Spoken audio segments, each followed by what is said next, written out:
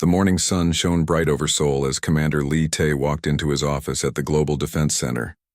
His coffee was still warm, and his desk was covered with boring reports about space patrol missions. Nothing exciting ever happened, anymore, he thought as he sat down in his chair. The year 2157 had been the most peaceful year in human history. Earth looked like a paradise from space.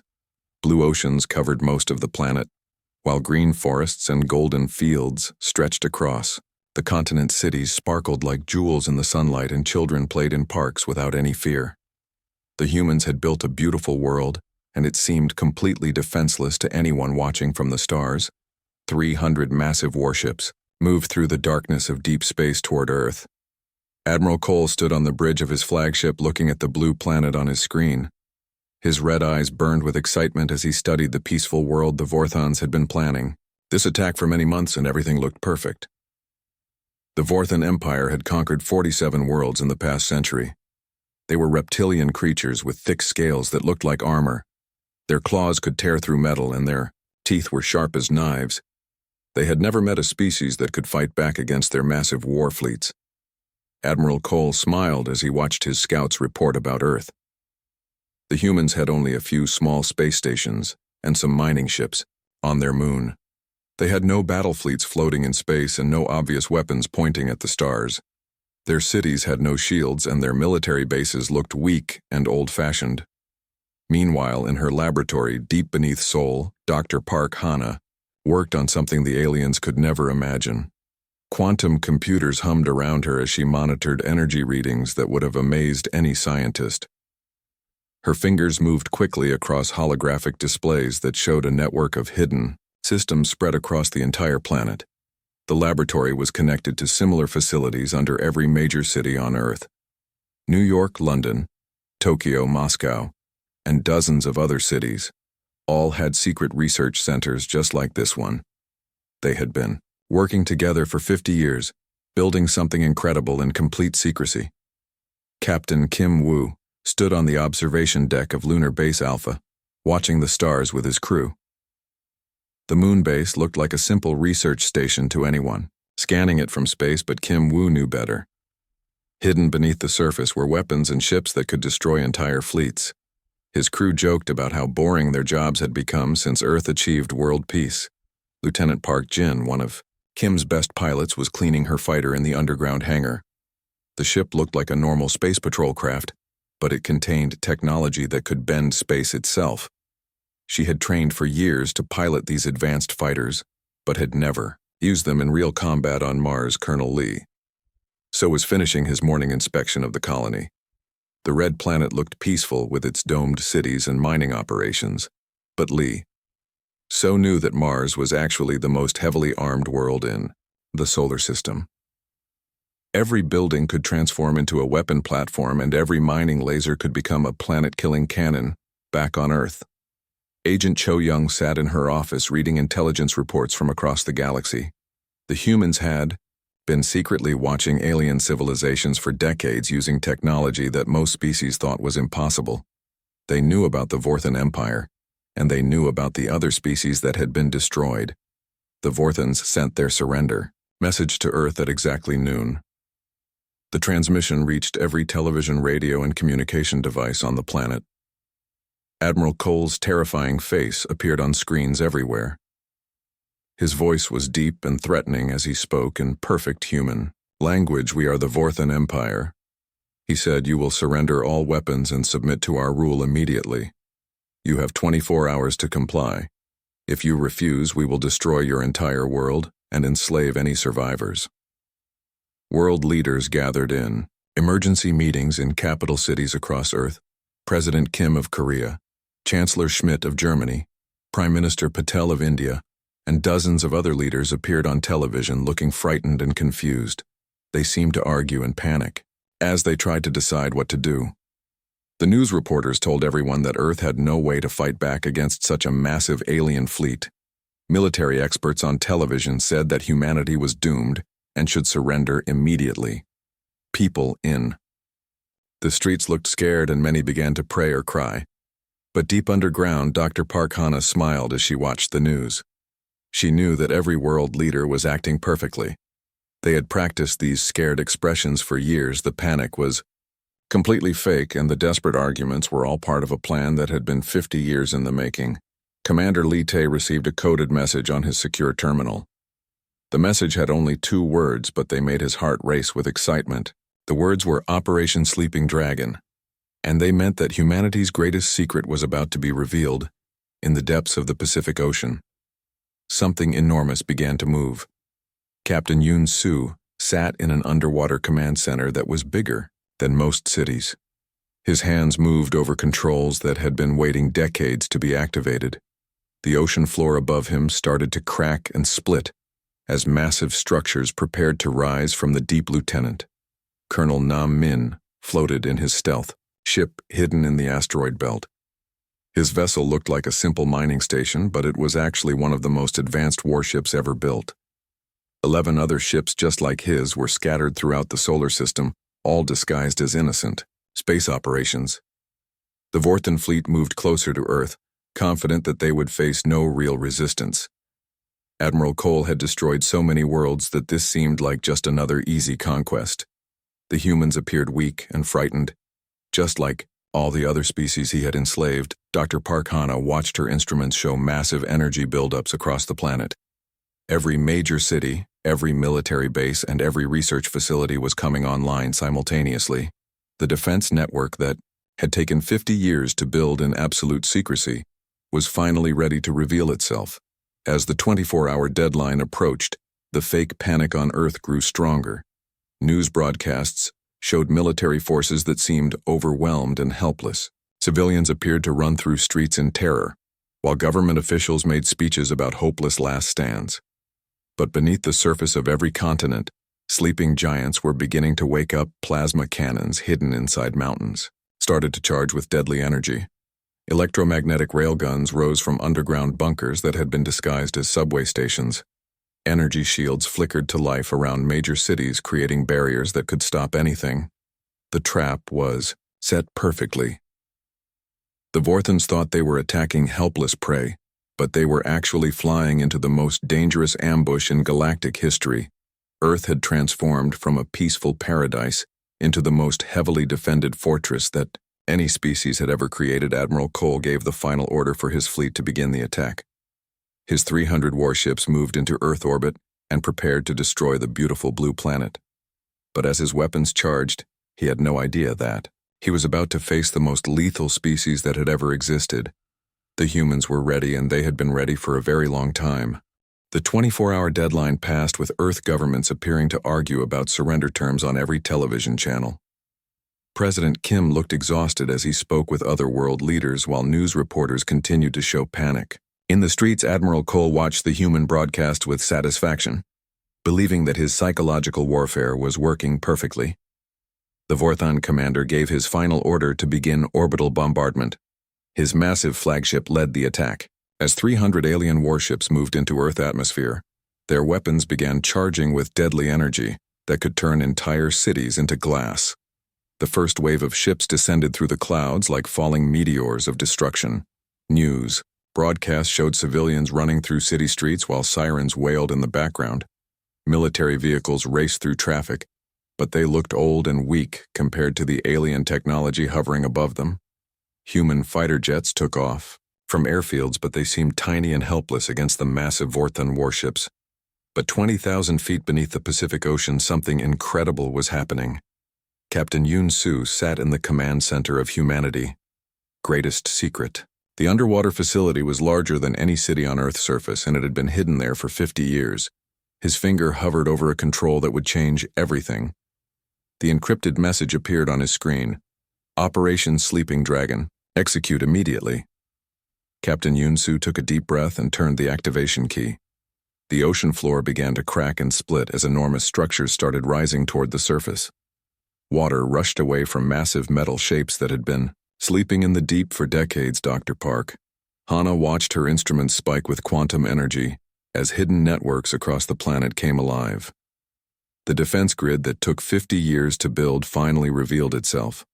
Mountain ranges across every continent began to open like giant flowers, revealing weapons that could destroy entire fleets.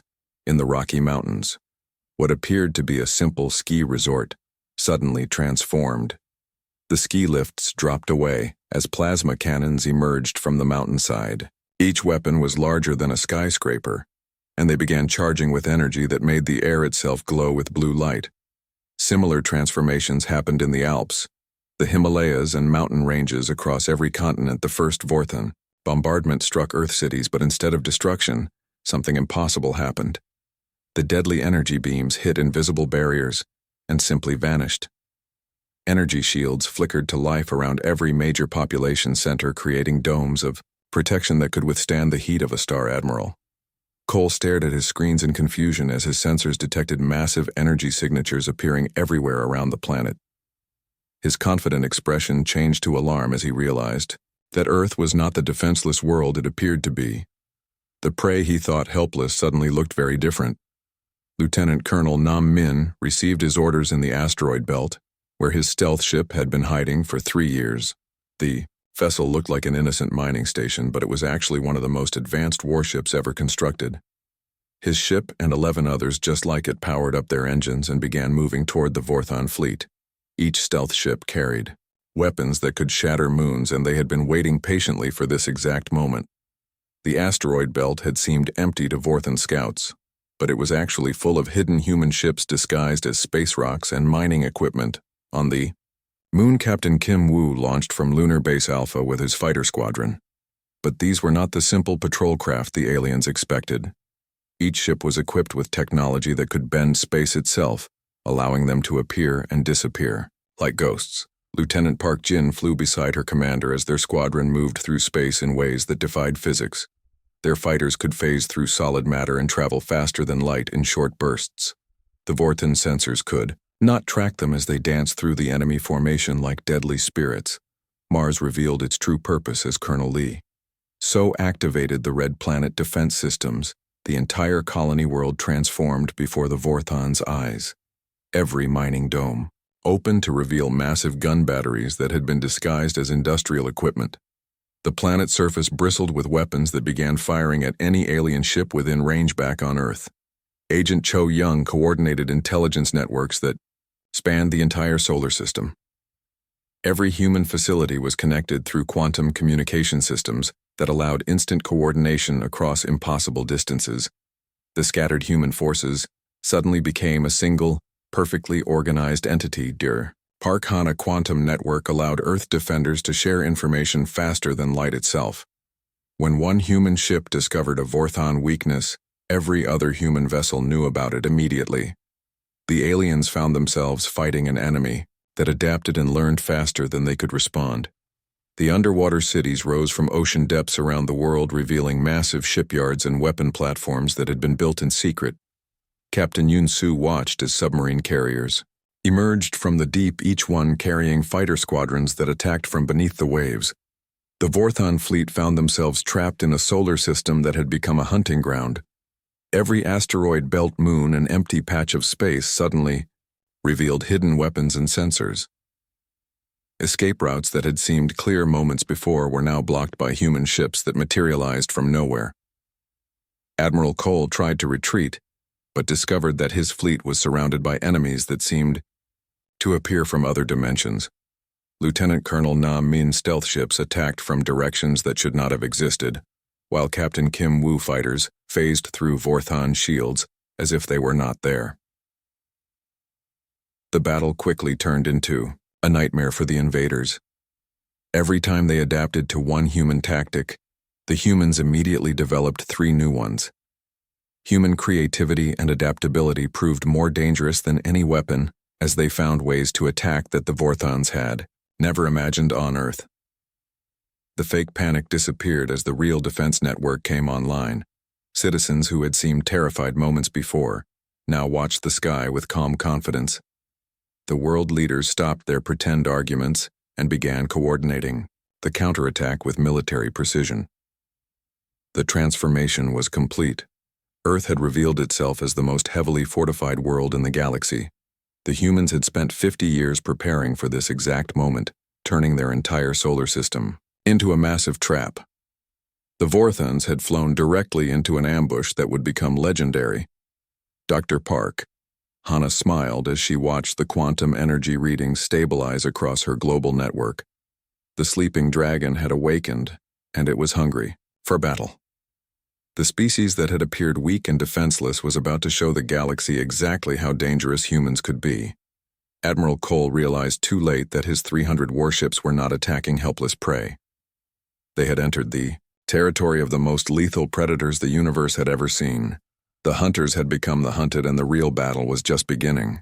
Admiral Cole watched in horror as his mighty fleet began to crumble around him. The 300 Vorthon warships that had seemed so powerful just hours before were now trapped like insects in a web. The humans had not just defended their world. They had turned their entire solar system into a massive hunting ground where every shadow held death. Captain Kim Woo led his fighter squadron through the Vorthon formation, like ghosts dancing through a graveyard. His ships appeared and disappeared, using technology that bent space itself. Lieutenant Park Jin flew beside him as they targeted the massive alien vessels with precision strikes that found every weak point. The Vorthon ships were huge and heavily armored, but the human fighters attacked, like surgical knives, finding gaps in shields and hitting critical systems with devastating accuracy.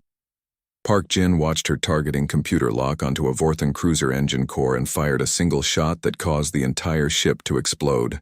In a brilliant flash of light, on Mars, Colonel Lee so commanded the Red Planet transformation into a fortress of destruction. The mining equipment that had fooled alien scouts for months now revealed its true nature. Every dome opened to show massive railguns that fired projectiles at incredible speeds. Vorthon ships that came within range were torn apart by weapons that could punch holes through asteroids. The Martian defense grid worked like a giant machine of war. Each gun battery was connected to quantum targeting systems that could track hundreds of enemy ships simultaneously. When one weapon fired, the others adjusted their aim to catch ships trying to dodge. The Red Planet had become a death trap that no alien vessel could escape. Captain Yoon Soo emerged from the Pacific depths in his submarine carrier, leading a fleet of underwater ships that rose from ocean floors around the world. The vessels used technology that allowed them to phase through matter itself, moving through water and air with equal ease. His submarines attacked from below, using weapons that the Vorthons had never seen before. The underwater fleet carried fighter squadrons that launched from beneath the waves, catching alien ships completely by surprise. Vorthon sensors could not detect attacks coming from Earth oceans, because they had never encountered technology that could transition seamlessly between water and space. Lieutenant Colonel Nam Min led his stealth fleet from the asteroid belt in ships that had been disguised as mining operations for years. Each vessel was equipped with weapons that could destroy entire moons, but they had remained hidden until this perfect moment. His ships attacked from impossible angles using technology that made them invisible to all known sensors. The stealth ships could fold space around themselves, becoming undetectable, even when firing their massive weapons. Nam Min watched his targeting display as his fleet systematically destroyed Vorthon command ships, leaving the alien fleet without coordination or leadership. Dr. Park Hannah coordinated the entire battle from her quantum command center deep beneath Seoul. Her networks connected every human ship, weapon, and sensor into a single, unified consciousness that could think and react faster than any individual commander. The scattered human forces moved like parts of a single organism. The quantum communication system allowed human ships to share targeting data instantly across the entire solar system. When Captain Kim Woo discovered a weakness in Vorthon armor, every other human ship knew about it immediately. The aliens found themselves fighting an enemy that learned and adapted faster than they could respond. Agent Cho Young monitored Vorthon communications from her intelligence center, intercepting their desperate calls for help and retreat orders. The alien commanders were panicking as they realized that every escape route was blocked by human ships that seemed to materialize from empty space.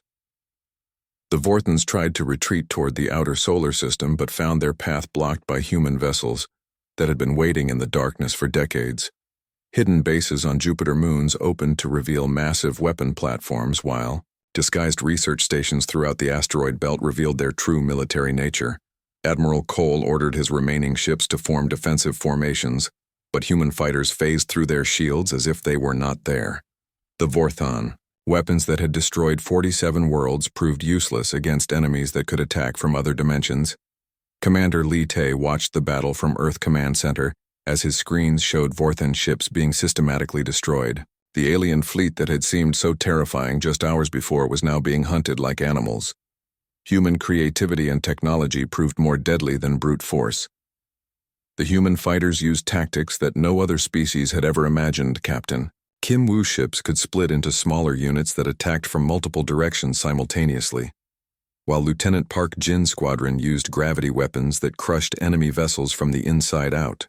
Colonel Lee So activated Mars orbital defense, platforms that had been disguised as communication satellites. The weapons emerged from their hiding places and began firing concentrated energy beams that could slice through the largest Vorthan battleships, like hot knives through butter. The red planet had become the center of a web of destruction that reached across the entire inner solar system. Every moon and asteroid had been turned into a weapon platform or sensor station. The Vorthans found themselves trapped in a maze of death with no escape. Captain Yoon-soo's submarine fleet demonstrated the true horror of human warfare, as they attacked from dimensions the aliens had never considered. His ships could phase through solid matter, appearing inside enemy vessels to destroy them. From within, Vorthan crews watched in terror as human fighters materialized in their own corridors. The underwater carriers launched wave after wave of fighters that used the same phasing technology to appear anywhere in the battle space. Enemy ships that thought they were safe behind their own fleet lines suddenly found human weapons firing at them from impossible positions. Lieutenant Colonel Nam Min's stealth ships proved that human deception was as deadly as their weapons. His vessels had waited for years disguised as innocent mining operations studying Vorthan technology and tactics. Every alien weakness had been catalogued, and every strength had been countered. The stealth fleet attacked with coordinated precision that destroyed the Vorthan command structure in minutes. Ships that had ruled the space lanes for centuries were reduced to burning debris by weapons they could not see or detect. Dr. Park Hana Quantum Network allowed the human forces to fight as a single entity that could think and react faster than any biological mind. The artificial intelligence systems that had been secretly developed for 50 years now controlled a war machine that spanned the entire solar system. Admiral Cole realized that his fleet had not just been defeated, they had been systematically destroyed by an enemy that had been preparing for this battle for decades. The humans had not simply defended their world. They had created the most sophisticated military trap in galactic history. The mighty Vorthan Empire that had conquered 47 worlds now faced complete annihilation at the hands of a species they had thought was helpless. The hunters had indeed become the hunted, and the hunt was nearly over. Admiral Cole desperately tried to contact his home world for reinforcements as his fleet burned around him. His massive flagship was badly damaged and surrounded by human ships that seemed to appear from nowhere. The communication array sparked and flickered as he sent emergency messages across the galaxy begging for help. Agent Cho Young sat in her intelligence center monitoring every Vorthan transmission with equipment that could intercept signals across impossible distances. The human intelligence networks had been listening to alien communications for decades, learning their languages and understanding their technology. Through the intercepted messages, Agent Cho Young discovered something that made her blood run cold. The Vorthans were not random conquerors seeking new worlds to rule. They were part of something much larger and much more terrifying. They were hunting for survivors of a specific species that they had been trying to destroy for thousands of years. The alien messages spoke of ancient records and old legends about a race that had once challenged the gods themselves. According to Vorthan history, this species had been so dangerous that it had to be completely wiped from existence. The Empire had been searching the galaxy for any survivors, killing entire civilizations that showed even the smallest sign of being related to this legendary race. Dr. Park Hana received Agent Cho Young intelligence report in her quantum command center and immediately began cross-referencing the data with human genetic records and archaeological evidence. What she discovered changed everything. They thought they knew about themselves and their place in the universe. The evidence was overwhelming. Humanity rapid, technological advancement, their unusual adaptability, their tendency to survive impossible situations, and their instinctive ability to unite different groups.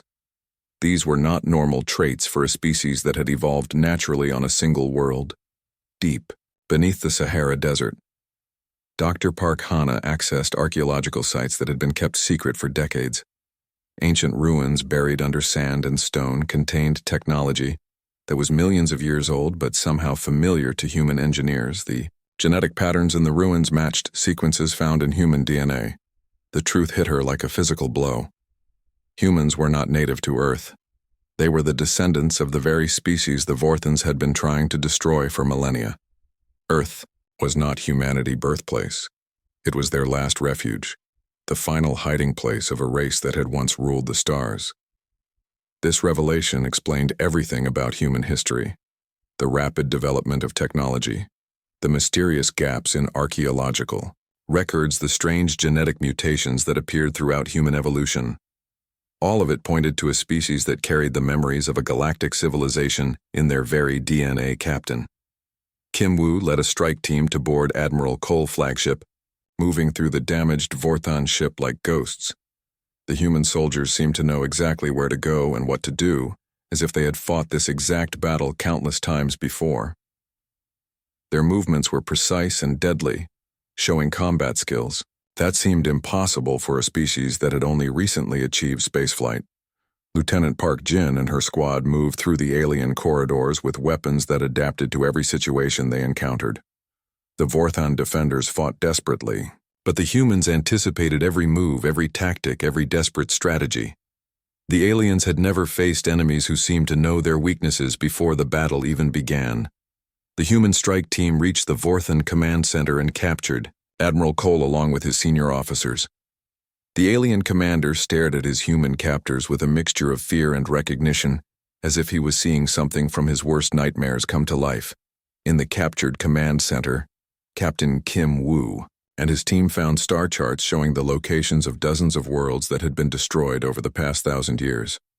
Each system was marked with symbols indicating the complete extinction of all intelligent life. The scope of the genocide was beyond imagination. Colonel Lee so analyzed the Vorthon records from his command post on Mars and discovered a pattern that made his hands shake with anger. Every species the aliens had destroyed showed the same characteristics: rapid technological advancement, mysterious archaeological gaps, and genetic sequences that matched markers found in human DNA. The Vorthons had not been conquering random worlds.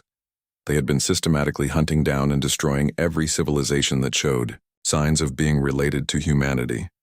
Ancient ancestors. The 47 worlds they had conquered were not military victories. They were executions designed to prevent the return of the species they feared most. Agent Cho Young cross-referenced the fourth-hand star charts with human astronomical records and found evidence of civilizations that had vanished from the galaxy long before humans achieved spaceflight. Entire star systems that should have contained advanced species were empty except for dead worlds and scattered ruins. The intelligence networks revealed that several species had sent desperate messages into space before their destruction. Many of these final transmissions contained genetic data and cultural information that matched patterns found in human history. The dying civilizations had been trying to preserve something of themselves for future generations. Dr. Park Hana made the final connection as she analyzed genetic samples from across the galaxy. The DNA patterns found in humans were not unique to Earth. Similar sequences existed in the ruins of destroyed worlds and in the few surviving refugee populations that had hidden throughout the galaxy. Humanity was not alone. They were part of a scattered family of survivor species that had been hiding from the Vorthons for thousands of years. Each group had developed differently on their refuge worlds, but they all carried the genetic memory of the civilization that had once spanned the galaxy. The ancient species that the Vorthons feared so much had not been destroyed completely. Their children had survived scattered across distant worlds and hidden in forgotten corners of the galaxy. Earth had been one of many refuge worlds where the survivors had rebuilt their civilization in secret. Commander Lee Tae coordinated with intelligence teams across the solar system as they uncovered more evidence of the ancient civilization. Human archaeological sites on Earth contained technology that matched artifacts found on destroyed worlds across the galaxy. The pattern was undeniable. The species that had once fought wars across entire galaxies had hidden their children so well that even the children had forgotten who they really were: humanity. Instinctive knowledge of advanced technology, their ability to adapt and survive, and their talent for uniting different groups were all inherited memories from their ancient ancestors.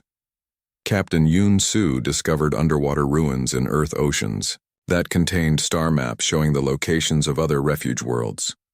Some of these worlds still had survivor populations living in hiding, waiting for the day when it would be safe to reveal themselves to the galaxy again. The war was no longer just about defending Earth. It had become something much larger and much more important. Humanity had awakened to discover that they were the inheritors of a galactic civilization and the guardians of dozens of survivor species scattered across. The Star's Admiral Cole stared at his human captors with growing terror as he realized what his empire had awakened. The species they had tried so hard to destroy had not only survived, but had grown strong enough to fight back. The hunters had become the hunted, and the ancient enemy had returned to reclaim the galaxy. Admiral Cole sat in the detention center of the human flagship, surrounded by guards who treated him with surprising respect. The Vorthan commander had expected torture or execution, but instead found himself face to face with Commander Lee Tae, who spoke in calm, measured tones that somehow made the alien warrior tremble more than any threat could have. The human commander offered something that Admiral Cole had never experienced in his long military career: a choice. The surviving Vorthan ships could be destroyed in minutes. But Earth was proposing something unprecedented, an opportunity for redemption. Instead of revenge, Dr. Park Hana had been analyzing the genetic patterns of the destroyed species using data recovered from Vorthan archives. Her quantum computers worked day and night processing information from 47 dead worlds. The results gave her hope that seemed impossible just days before. Many of the species the Vorthans had supposedly destroyed completely still had survivor populations hidden across the galaxy. Some lived as refugees in the ruins of their own worlds, while others had fled to distant systems where they survived in secret, waiting for a chance to rebuild. Commander Lee Tae explained the human proposal to Admiral Cole with words that changed the alien understanding of warfare. The humans could have simply destroyed every Vorthan ship and called it justice, but they believed that revenge would only create more suffering. Instead, they offered a chance to heal the galaxy. The proposal was simple but revolutionary. The Vorthans would help humanity locate and restore the civilizations they had destroyed. In return, the surviving aliens would be allowed to live and even to rebuild their own society, based on cooperation instead of conquest. Captain Yoon Soo led the first joint expedition with his advanced submarine carrier modified for deep space exploration. His crew included both human technicians and reformed Vorthan guides who knew the locations of worlds they had attacked decades before. The unlikely partnership sailed toward systems that had been marked as dead for generations.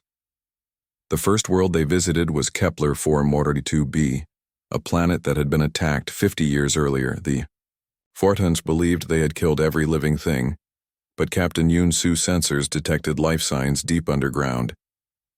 The survivors had been hiding in vast cave systems, waiting for the day when it would be safe to emerge.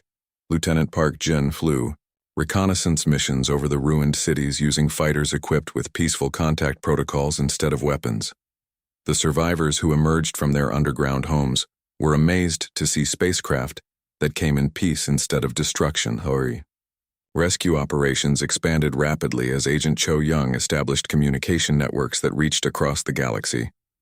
Her quantum transmitters sent messages of hope to refugee populations that had lost contact with each other centuries before. Worlds that had been isolated and alone suddenly discovered they were part of a larger community. On each liberated world, the pattern was the same. Populations that had survived in hiding for decades began to emerge and rebuild with human technology and resources. The Vorthans who had once destroyed these civilizations now worked alongside their former victims to repair the damage. Colonel Lee so transformed Mars from a military fortress into a coordination center for galactic restoration efforts. The Red Planet became the hub of a new network that connected dozens of recovering civilizations. Each world contributed its unique knowledge and abilities to the common effort. The Vorthan Empire itself began to change from within. Many of their younger generation, led by officers like Captain Vex, who had once served under Admiral Cole, rejected the old ways of conquest and destruction. They joined humanity's mission to restore the galaxy, using their knowledge of destroyed worlds to help locate survivors. The transformation was not easy.